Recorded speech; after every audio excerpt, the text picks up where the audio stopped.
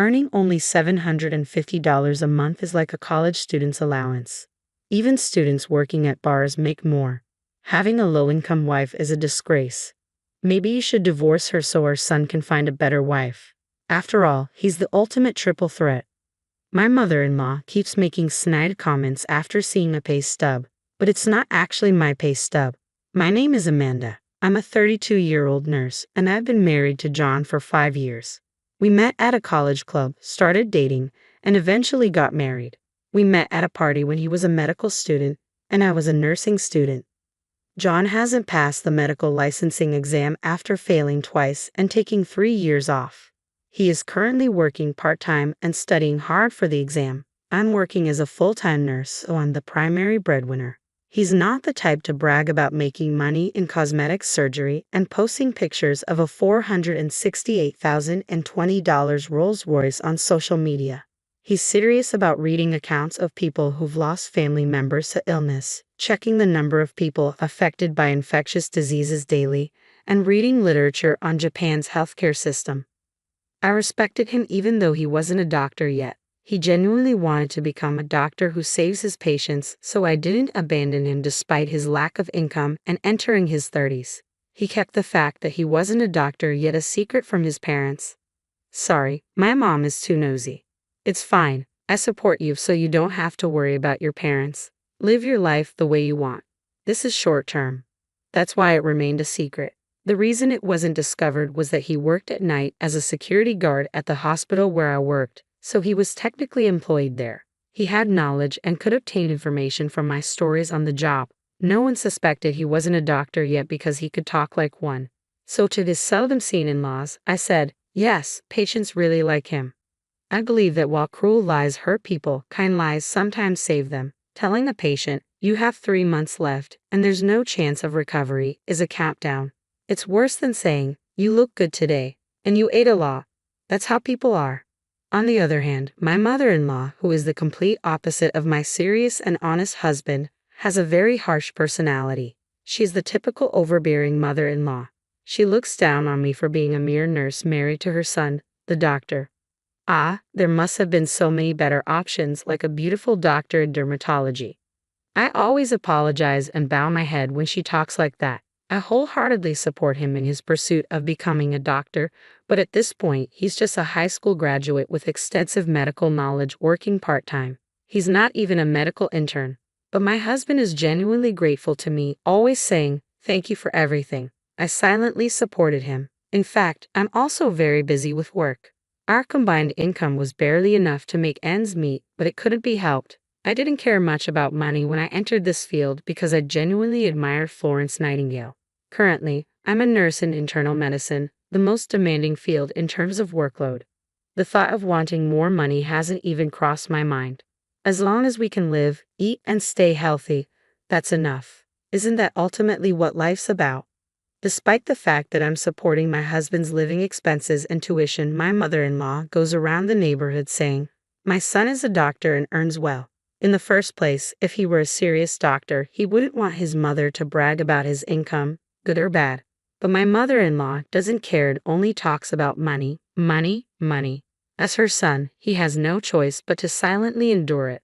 She is completely unaware that he is actually working as a security guard in uniform at the hospital instead of walking briskly in a white coat like she brags about. Even if he were walking briskly in a white coat, it's not something to brag about and gossip about. I understand the feeling, but it should be restrained.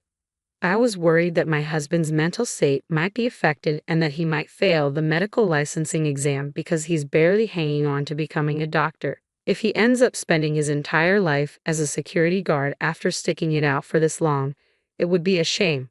Moreover, to put it mildly, his personality is well suited for a doctor.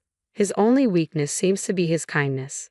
That's why my mother-in-law speculates and says things like, my son makes $373,000 a year. For him, knowing that's false only adds more pressure. I once gently voiced my disapproval about it. I think it would be better for the patients if you didn't talk so much about his job because it might cause problems. After all, if you think about it from the opposite perspective, would you want to go to a doctor whose mother is constantly boasting about her son when you're sick? But my mother-in-law doesn't care. Shut up, you're just a nurse. You should be grateful that you could marry a doctor. It's luckier than winning the $3 million lottery. Money can't buy status, you nursing school graduate. She spews such verbal abuse. Yes, I'm sorry. Thank you for allowing me to marry John. I respect him both as a doctor and as a person, so please just leave him alone. You're so annoying. We can still make him divorce you and remarry. It would be pitiful if our future grandchild inherits your low IQ blood. This is beyond harassment. It's close to a violation of human rights.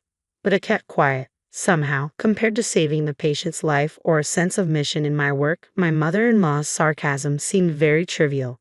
I didn't really take her seriously. But as those days continued, that day finally came. In fact, my in-laws' house is a 30-minute express train ride from our house, so we don't visit each other much. I'm busy with work, so I wasn't around them much, which is why this lie has been working. However, I don't know if she was bored or just lost her patience, but my mother-in-law showed up at our house unannounced. What a cramped house. Why does my pride and joy of a son have to live in such a poor-looking house? She exclaimed. Looking at the row of medical books, she narrowed her eyes and said, "Well, he is my son, after all," and took a picture with her phone. But most of the books were for the national medical exam, so I was secretly nervous. Since this year's books were there, it would normally give away that he's still a student. My vital signs were in danger of betraying me, but I did my best to deceive her. Mother-in-law, I'm sorry.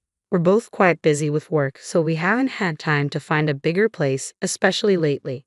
I casually urged her to go home, but then she began going through my home of all things. Hey, what's with these weird dishes? If you're a doctor, you should buy Wedgwood. Yes, I'm sorry. They're from the dollar store. What did you say? Dollar store? I'm throwing them away. No, we couldn't afford luxuries because we were spending money on my husband's textbooks and tuition, so we cut costs on things like plates that didn't affect our simple meals. As long as we can serve food on them, it's fine. For now, passing the exam is the most important thing. My husband was, by chance, working as a security guard at the hospital at the time. It was a good thing he wasn't home. I didn't want to see him hurt, so I planned to get my mother-in-law to leave while he was at work. But she didn't stop rifling through our things.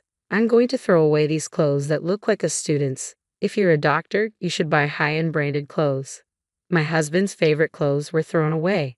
And then, what is this? A piece of junk watch? If you're a doctor, buy a luxury watch. She threw it away, seemingly unaware of the convenience of a smartwatch. The belongings of his that were being thrown away one after another were bought with the little money he had earned. He would have preferred to be in an OR treating patients instead of standing outside with his pride in tatters, but he was working hard for the sake of his dreams and for the sweat he had shed. But there was no stopping her now. It's because he married a poor girl that you have a poor life, even though he's a doctor. It's a wonder you don't live in a tower mansion. Unbelievable. I was thinking of going shopping together and at least getting you to buy me a bag or something. Statement was ultimately despicable. I had no choice but to point out that what my mother-in-law was expecting from my husband, student or not, was fundamentally different than how we really lived. I was a fellow medical professional. Gold digging for a doctor was out of the question. Mother-in-law, I don't mean to be forward, but he's not that extravagant. Our current lifestyle suits us well. I conveyed this casually, but my mother-in-law wouldn't budge. You're so annoying. Do you have any idea how hard he worked to get into medical school? We've been waiting to recoup his upbringing and tuition fees, and it's because of you that we're in this mess. Don't be ridiculous. My mother-in-law, increasingly heated, didn't stop searching my house. She rummaged through not just the kitchen but also every closet, discarding anything cheap. And then, unbelievably, she began to open the clear cases where we kept our utility bills, mail, and other paperwork. That's when she found the pay stubs. They were marked with $750 and $2.25. Despite my husband's name being clearly written on them, she either didn't notice or couldn't read the writing, and she screamed, $750? What do you mean, $750? You nurse, that's not my son's daily wage. Even anesthesiologists make $750 a day, and you're the wife of an internist making only $750. Are you slacking off at work or what? She began to go insane. That's why you're living in such poverty. You're a money sucker, huh? Barely working as a nurse and deceiving the doctor. You're just a part-time nurse because it sounds good. $750 is nothing, so quit already. That money was earned by him enduring younger doctors passing him by without even a glance, biting his lip and working in the gaps between his study hours for a very low daily wage. It was by no means the same with or without it. I thought it was a very pure number. But my mother-in-law's madness wouldn't stop, and finally, the worst happened. You're a poor, luck-bringing wife. Divorce quickly. At that moment, I heard the front door slam shut. My husband had returned home from his part-time job. His face froze when he saw his clothes and watch, which had been cruelly stuffed into a trash bag. He began to silently and carefully pick them up one by one. But my mother-in-law said this. John, I don't mean to be harsh, but please divorce this wife of yours. Why did you, with your high education, high income, and tall height of nearly 6 feet, choose such a pathetic woman? I'm so sad, and she only earns $750. My husband remained silent. I couldn't tell what he was thinking with his tightly pursed lips. My mother-in-law laughed and added, I'll bring the divorce papers for you. Leave this dusty room and this disinfectant-smelling woman behind and remarry a better woman. You're a doctor. Remarrying is a given. Then my husband slowly stood up and finally said, Mom, I've been keeping quiet about this, but I'm not a doctor yet. Huh? I'm sorry for hiding it, but I haven't passed the national exam yet. And about that $750. For some reason, my mother-in-law was so surprised that she turned to me for help. I don't understand what he's saying. The $750 payslip is yours, right?